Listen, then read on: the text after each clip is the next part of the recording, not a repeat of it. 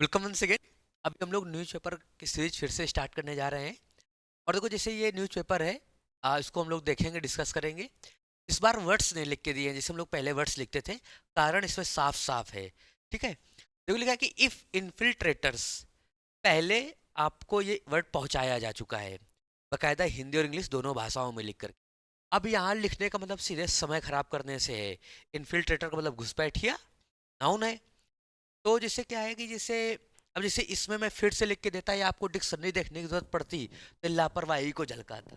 यानी जो वर्ड जहां जिस अर्थ में एक बार मिल जाए उसे वही उसी अर्थ में तैयार कर लो, एग्जाम में सीधे सीधे मिलेगा।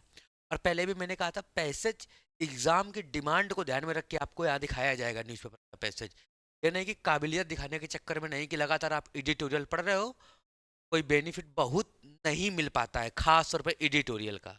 आप इसको ध्यान में रखिए, आप मूल्यांकन करिए पेपर्स वगैरह का, आपको रियलाइज होगा। देखो लिखा है कि इफ इन्फिल्ट्रेटर्स, अगर घुसपैठिए इन वेस्ट बंगाल, वेस्ट बंगाल में। और चूंकि ये हेडिंग है, इसलिए क्या करते, कम शब्दों में लिखने के चक्कर में ये फाइनाइट वर्ब्स को या हेल्पिंग वर्ब्स को हटाते हैं। और कई बार फाइनाइट वर्ब को भी हटा देते हैं। इफ इन्फिल्ट्रेटर्स इन बंगाल, अगर घुसपैठिए बंगाल में, वो कह रहा है कि है। अब वहां पर आर अंडरस्टूड है, कह रहा है कि हु अटैक्ड, किसने हमला किया था। हु आपका सब्जेक्ट है, अटैक्ड आपका main verb, past indefinite tense मेनो की second form. Who interrogative word भी है, साथ साथ सब्जेक्ट भी है। असर्टिव में ले जाके बनाया। असर्टिव में सेंटेंस अफर्मेटिव है, तो सब्जेक्ट के तुरंत बाद मेन वर्ब की सेकंड फॉर्म। ठीक है, पहले लिखा था टेररिस्ट अटैक्ड दिल्ली। तो टेररिस्ट को हटा के आपने सवाल पूछ लिया कि किसने, तो हु आपका इंट्रोगेटिव वर्ड भी है, साथ साथ सब्जेक्ट भी है। दिल्ली पहलगाम, पहलगाम आस्क्स दीदी, यानी ममता बनर्जी जी के लिए दीदी लिखा गया है। दीदी अपने आप में बहुत महत्वपूर्ण शब्द है ना। दीदी का होना बड़ा प्रभावशाली रहता है कभी कभी। अब देखो लिखा है कि West Bengal CM Mamata Banerjee, West Bengal की जो चीफ मिनिस्टर हैं, वेस्ट बंगाल,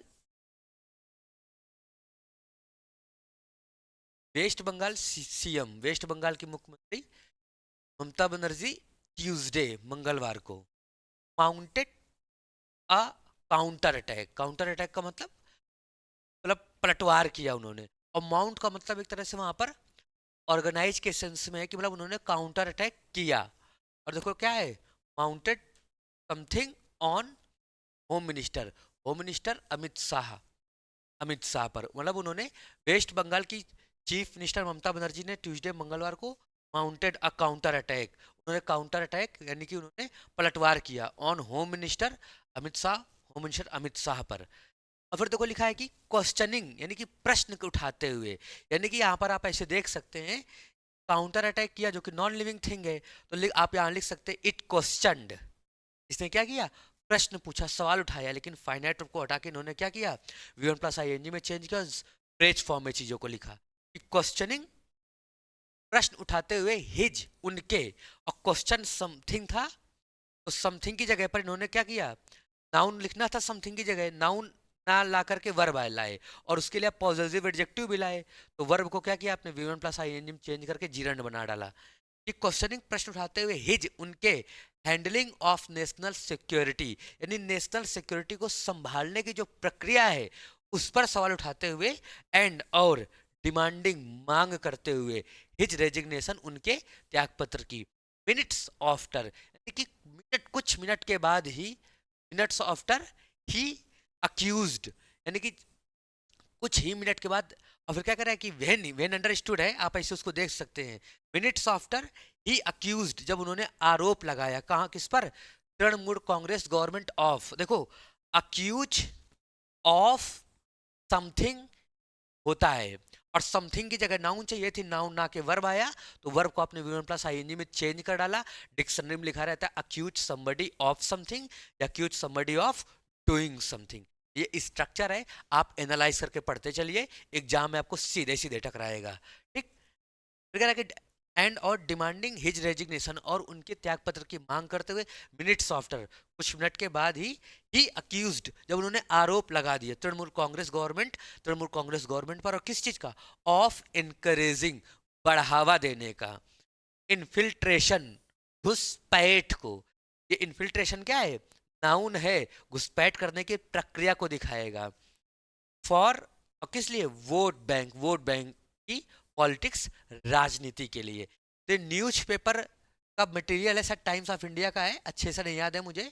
और मैं कोई भी पैसेज लेके आता हूँ तो ये सोच के लेके आता हूँ कि कितनी उपयोगिता है उसकी आपके एग्जाम के पॉइंट ऑफ व्यू। ठीक है। और यहाँ तक देखो ऐसा कोई वर्ड नहीं था जो आपको नहीं आ रहा है। और अगर आप ऑनलाइन ऑफलाइन पढ़ चुके हैं, अर्थ निकालने के लिए अभी भी किसी और पर डिपेंड है, तो आप अपना मूल्यांकन करिए कि कहाँ कमी रह गई। ठीक।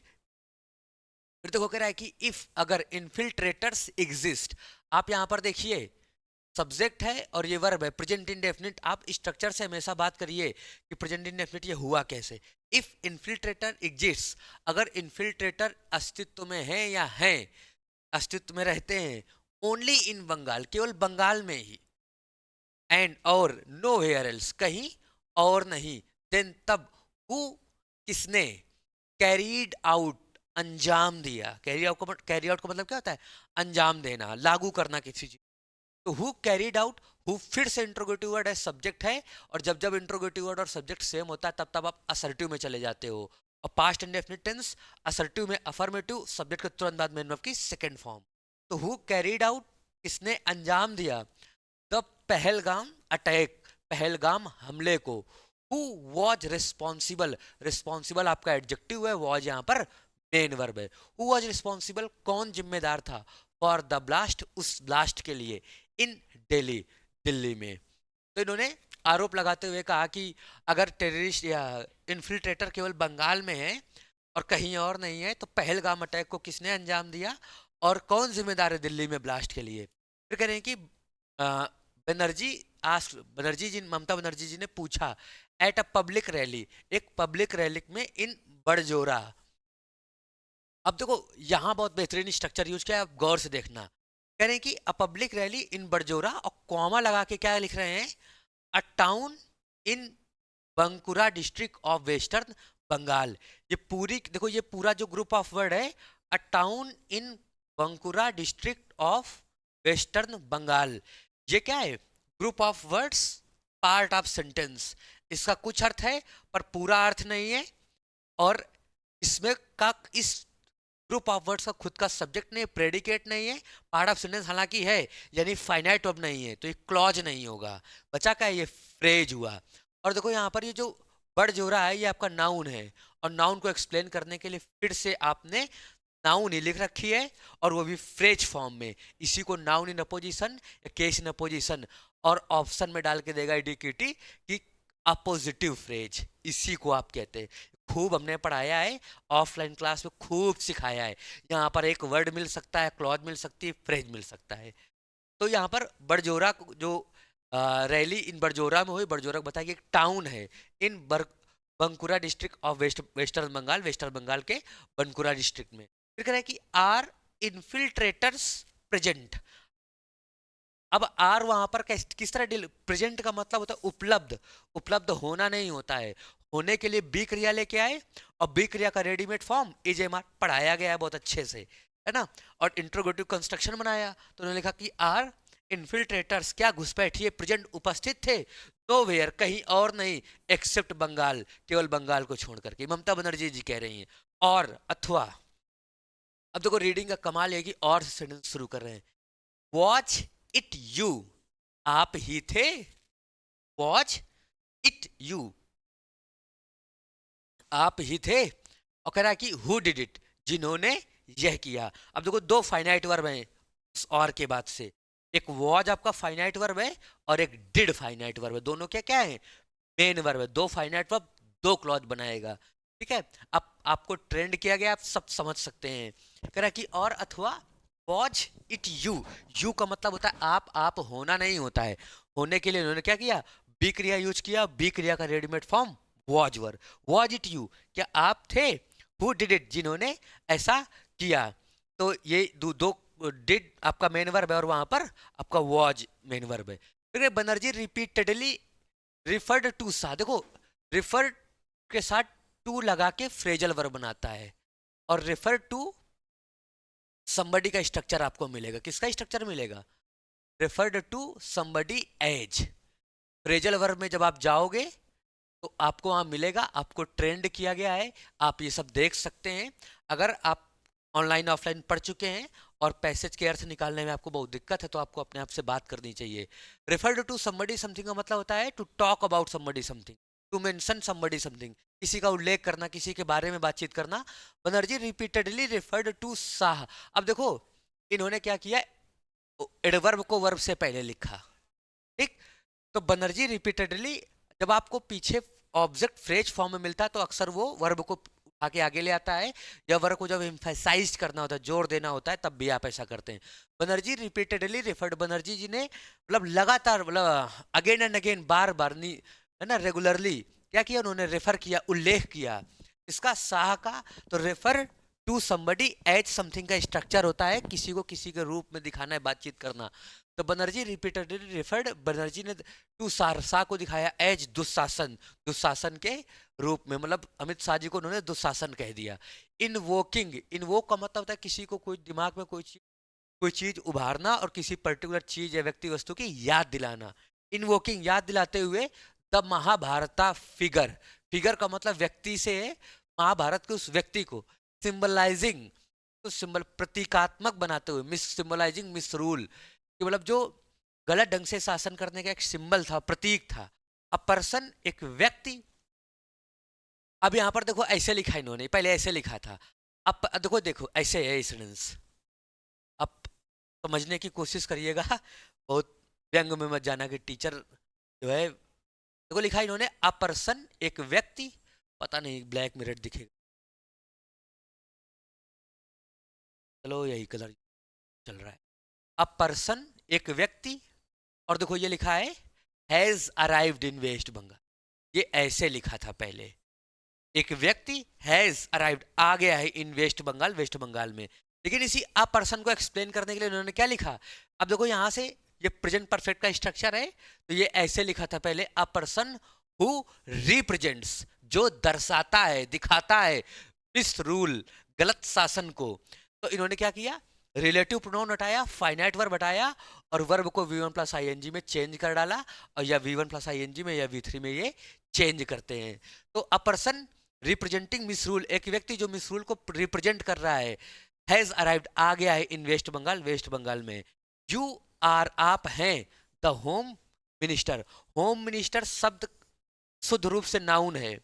होम मिनिस्टर होने के लिए कोई वर्ड नहीं था, होने के लिए बी लगाया, बी का क्रिया का readymade form is am are. तो you are the home minister of the country, आप देश के गृह मंत्री हैं। You must resign, strong possibility दिखाते हुए उन्होंने मस्ट का यूज किया, और आंख बड़ी करके कहा कि आपको त्यागपत्र देना होगा, और कसम नहीं खाने की हिंदी में पक्का और अनिवार्य बोला ही जाए। बोलने वाले स्पीकर के टोन और जेस्चर से पता चलता है कि वो किस लहजे में बोल रहा है। तो उन्होंने ऐसे कहा होगा, यू मस्ट रिजाइन, मस्ट को खींचा होगा, रिजाइन को खींचा होगा, आंख बड़ी की होगी। ऐसे आपको सीखना होता है, देखना होता है। और जब केवल सेंटेंस इंग्लिश में लिखा होता है तो स्ट्रक्चर आपको बताते हैं कि कहा कैसे गया होगा, ठीक है। तो यू मस्ट रिजाइन, आपको त्यागपत्र देना होगा या देना ही होगा। सी, उन्होंने, सेट, कहा, करेंगे, टिल माई लास्ट ब्रेथ, मेरी अंतिम सांस तक। और देखो आई के साथ इन्होंने क्या लिख रखा है, विल, यानी कि ये फर्म डिटर्मिनेशन के साथ बात कर रहे हैं कि आई विल फाइट, मैं जरूर लड़ूंगी। हालांकि जरूर हिंदी में बोले चाहे ना बोले, टोन और एक्सप्रेशन से पता चलता है। और ये आपको पढ़ाया गया है कि एक समय के बाद जब आप फर्म डिटर्मिनेशन के साथ कोई बात कहते हैं तो आई वी को विल, बाकी सबको शैल देते हैं। तो आई विल फाइट, मैं संघर्ष करूंगी, मैं लड़ूंगी, दीज दुशासन, इन दुशासनों से, ये ममता बनर्जी जी कह रही हैं। लिखा कि शाह हैड अर्लियर एलेज्ड, और आपको गलती करके देगा, अर्लियर को पीछे भेज देगा। तो आपको ये भी रीडिंग करते समय एनालिसिस करके चलते हुए सीखना है कि Shah had earlier alleged, Shah ने पहले ही आरोप लगा दिया था, the Trinamool government, Trinamool government watch allowing, यानी कि ये ऐसे सेंटेंस है, शाह हैड अर्लियर एलेज्ड, और एलेज्ड के बाद सीधे द तृणमूल गवर्नमेंट नहीं लिखा है, यहाँ पर क्या अंडरस्टूड है, दैट, वरना ये फिर इसका ऑब्जेक्ट होने लगेगा और यहाँ पर सेंटेंस मीनिंगलेस होने लगेगा। Shah had earlier alleged, Shah ने पहले ही आरोप लगा दिया था, दैट की द तृणमूल गवर्नमेंट, की तृणमूल सरकार वॉज अलाउिंग, अनुमति दे रही थी, क्रॉस बॉर्डर इन्फिल्ट्रेशन, यानी बॉर्डर में जो इधर उधर जाने की प्रक्रिया का जो घुसपैठ है उसको अनुमति दे रही थी। और देखो अलाउ समथिंग है, allow somebody to do something, structure use नहीं हुआ है। हो सकता है चीज़ें स्पीडी लग रही हो, पर ठीक है, अ, पढ़ाया है हमने, तैयार किया है, ये चीज़ समझ पाएँ। ऑफलाइन क्लास के स्टूडेंट्स इस समय सब दिन टेस्ट देते हैं और सब दिन वो आगे पढ़ के जाते हैं, पैसेज वैसेज करने में उनको दूर दूर तक दिक्कत नहीं है।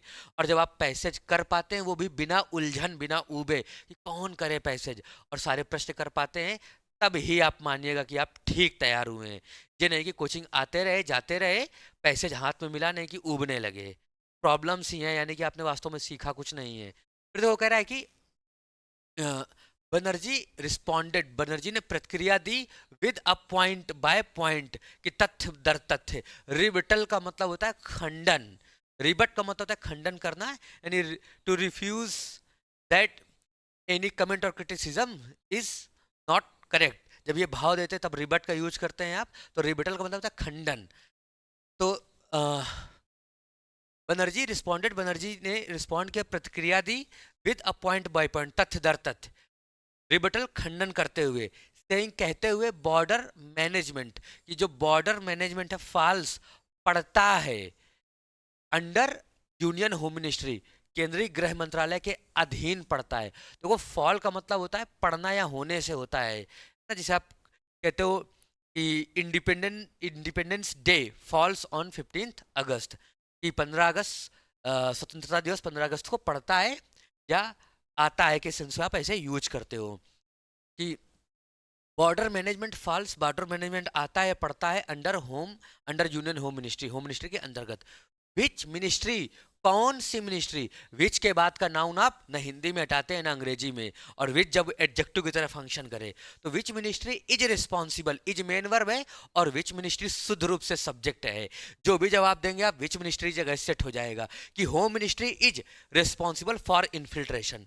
सेट तो हो गया। ये बहुत स्मार्टली ऑफलाइन क्लासेस में ब्रेन में फीड किया गया है, ताकि आपको कभी दिक्कत ना हो कि विच मिनिस्ट्री, कौन सा मंत्रालय इज है रिस्पॉन्सिबल, जिम्मेदार, और रिस्पॉन्सिबल के बाद का फॉर आपसे वो पूछ लेगा एग्जाम में।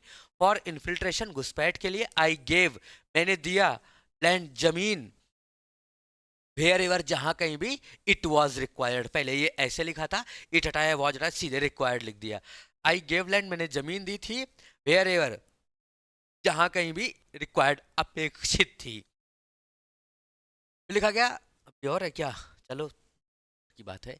फर्स्ट, फर्स्ट, सबसे पहले डू योर जॉब, अपना काम करो, देर वहीं पर। तो कह रहे कि सी सेड, उन्होंने कहा, तो कह रहे कि जहां हो फिलहाल वहीं काम करो अपना, अक्यूजिंग, आरोप लगाते हुए, बीएसएफ यूनिट्स, बीएसएफ की इकाइयों पर, और किसकी बीएसएफ की, ऑफ, अच्छा ये ऐसे है, अक्यूज समबडी ऑफ समथिंग या of doing something.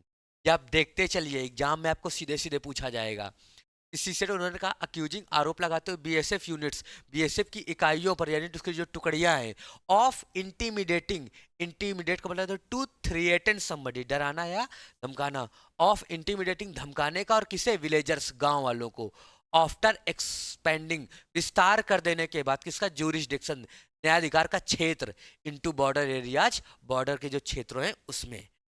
Banerjee attacked, Banerjee ने हमला किया, यानी कि एक तरह से आलोचना की। ईसीज एसआईआर, जब आप किसी चीज को कॉन्ट्रैक्टेड फॉर्म में लिखते हैं, जब, तो अगर वहां बिना डॉट के लिखते हैं तो अपॉस्ट्रोफी एस लगा करके आप प्लूरल बनाते हैं, और अगर डॉट लिखते हैं तो केवल एस लगाते हैं। खैर ये सब आप नंबर्स में पढ़ते हो, है ना, कि बनर्जी अटैक्ड ईसीज एसआईआर, और एसआईआर में कैपिटल किया गया है, ऑफ इलेक्टोरल रोल्स, यानी एसआईआर की जो प्रक्रिया चल रही है उसको लेकर के इन्होंने इलेक्शन कमीशन के एसआईआर पर क्या किया है, और एसआईआर किस चीज का, ऑफ इलेक्टोरल रोल्स, उस पर हमला किया, आलोचना की। कॉलिंग इट, इसको बताते हुए, कहते हुए, एक ह्यूज स्कैम, एक बड़ा घोटाला। सी एलिज्ड, उन्होंने आरोप लगाया, और यहाँ आ अलग है, बीजेपी अलग है, आईटी अलग है। अब BJP IT cell member, BJP IT cell के एक मेंबर हैं, वॉज सिटिंग, बैठे हुए थे। अब देखो हिंदी में कहीं पर भी हमने रहा था, रही थी, रहे थे नहीं बोला, बैठे हुए थे, यानी कि पास्ट में किसी के बैठे होने काम लगातार क्या है, जारी है, past continuous structure. Watch sitting, बैठे हुए थे, इनसाइड, अंदर, दिल्लीज ईसी ऑफिस, दिल्ली के इलेक्शन कमीशन के ऑफिस में, एंड और डिलीट कर रहे थे नेम्स, नामों को, वाइल पोजिंग, यानी कि वाइल ही वॉच पोजिंग था, तो ही हटाया, हेल्पिंग वर्ब हटाई, इसको V one plus I change किया। आपको ऐसे वाइल डूइंग समथिंग स्ट्रक्चर मिलते हैं, मैंने पढ़ाते समय खूब बकायदा बताया है कि while posing as, pose as का मतलब है कि अभी होता है to pretend to be somebody something, to cheat somebody, यानी कि कुछ किसी को धोखा देने के लिए, ठगने के लिए, कुछ वो होने का छलावा करना जो वो ना हो। तो कह रहा है कि वाइल पोजिंग, जब ये दर्शा रहा था, दिखा रहा था, छलावा कर रहा था एज एन इलेक्टोरल ऑफिसर, एक चुनाव संबंधी ऑफिसर होने का। फिर कह रहा है कि रिस्पॉन्डिंग, प्रतिक्रिया देते हुए टू करप्शन। अब देखो, respond to something structure use किया, यहीं पर वो कुछ और प्रपोजिशन लगा के देगा। करप्शन चार्जेज, यानी कि करप्शन के जो आरोप थे उस पर प्रतिक्रिया देते हुए बनर्जी सेठ, बनर्जी जी कहती हैं हर गवर्नमेंट, उनकी सरकार एक्टेड, उनकी सरकार ने एक्ट किया था, मतलब एक तरह से कार्य किया था किसके अगेंस्ट रॉन्ग डूइंग, गलत काम के प्रति उन्होंने एक काम किया था। एंड और आज पूछा इफ, कि क्या those way who were arrested, जिन्हें गिरफ्तार किया गया था, वर थे केप्ट, रखे वर थे केप्ट इन जेल, उन्हें जेल में रखा गया था। ये आपका पैसेज है। इस फिलहाल पैसेज को हमने ये ध्यान में रख के पढ़ाया है कि एक्चुअली पढ़ाते पढ़ाते मैं थोड़ा सा ये भूल जाता हूँ कि ये मैं ऑफलाइन क्लास के स्टूडेंट्स के लिए ही केवल नहीं पढ़ा रहा हूँ, थोड़ा सा अगले पैसेज को मैं ये सोच के पढ़ाऊंगा कि मैं उन्हें भी पढ़ा रहा हूँ जो बिगनर है, जो मुझे पहली बार देख रहे हैं, या जो रीडिंग को स्टार्ट करना चाह रहे हैं यहाँ से वास्तव में। खैर, जैसे मैं आपसे कल यही कहना चाहूँगा कि अगर आप ऑनलाइन ऑफलाइन पढ़ चुके हैं वास्तव में कहीं, तो आप अपने आप से बात करिए कि आप पैसेज का अर्थ क्यों नहीं निकाल पा रहे हैं। कि हम ही ऑफलाइन पढ़ा रहे हैं, मैं इस अच्छे से समझता हूँ कि बैच बहुत बाद में ख़त्म होता है, अर्थ निकालने वाली समस्या बहुत पहले ख़त्म हो जाती है। और आपके साथ किस लेवल तक काम किया गया है, कितना प्रूफ कराया गया कि कितने पैसेजेज आप कर पाए, ऐसा तो नहीं कि पैसेज और पीक्यू वाले से क्वेश्चन मिलते ही आप उबने लगते हैं। ठीक है, बातचीत कर सकते हैं, चीज़ों को हम लोग कंटिन्यू रखेंगे, सब दिन पढ़ना होता है, रेगुलर पढ़ना होता है, तभी आप इम्प्रूव हो पाएंगे, है ना, वरना ऐसे कुछ होता नहीं है। ठीक है, तो please keep joining. Thank you.